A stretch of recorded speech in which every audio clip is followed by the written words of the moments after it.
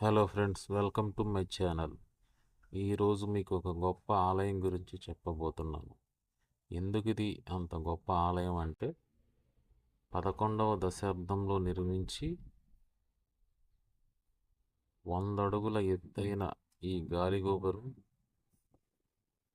ఈ రాష్ట్రంలో ఎక్కడా లేని విధంగా అన్ని శిల్పాలను ఆ గాలిగోపురం మీద చెక్కారు. అందుకే ఇది చాలా ప్రత్యేకమైనది.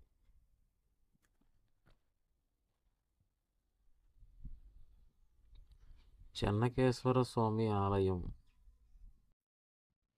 ఈ ఆలయంలో చెన్నకేశ్వర స్వామి స్వయంగా వెలిసినట్లు చెబుతారు. ఈ ఆలయం 15 సంవత్సరాల క్రితం ద్వారకా తిరుమల దేవస్థానం దత్తతకు తీసుకుంది.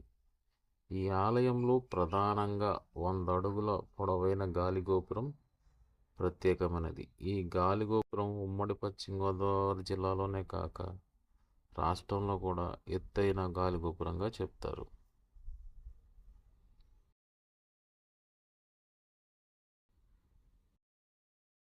ఈ గాలిగోపురంలో 3200 శిల్పాలు ఉన్నాయి.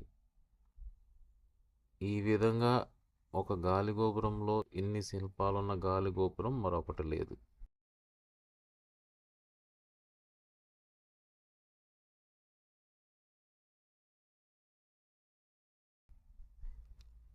ఈ గాలిగోపురం పైన రామాయణం, భాగవతం, భారతం, కళాశాస్త్రం, క్షీరసాగర మదనం, అలనాటి రాజుల పట్టాభిషేకం, మరి ముఖ్యంగా శృంగార శాస్త్రానికి సంబంధించిన శిల్పాలు ప్రత్యేకమైనవి. అంతేకాకుండా ఈ ఆలయ శిఖరం పైన కిన్నెర యక్షుల శిల్పాలు కూడా ఉన్నాయి.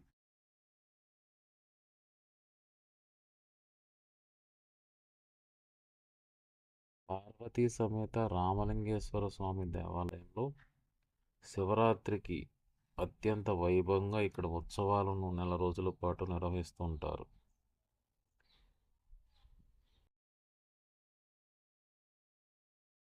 ఈ ఆలయంలో శివాలయం, విష్ణాలయం కలిసి ఉండటం ఇక్కడ ప్రత్యేకత.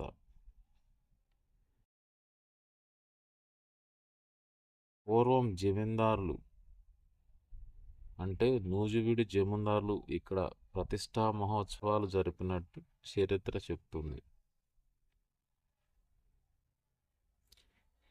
గర్భాలయంలో శ్రీదేవి భూదేవి సమేతంగా కొలువైన చెన్నకేశ్వర స్వామి ఆలయం మరియు ఇదే దేవాలయంలో విష్ణు రూపంలో ఉన్న వెంకటేశ్వర స్వామి కొలువై ఉండటం ఈ ఆలయం యొక్క ప్రత్యేకత. ఒకే ఆలయంలో జంట రూపాలు కొలువై ఉండడం కూడా ఈ ఆలయం యొక్క గొప్పతనం.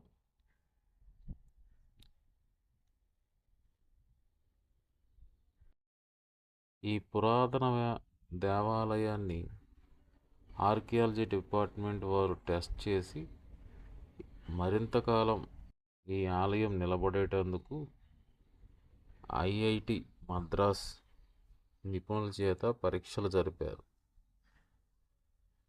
గవర్నమెంట్ ప్రత్యేక నిధులతో ఈ గాలిగోపురానికి మరమ్మతులు చేసి మరో 100 ఏళ్ల పైగా ఈ గాలిగోపురం ఉండే విధంగా దీన్ని తీర్చిదిద్దారు.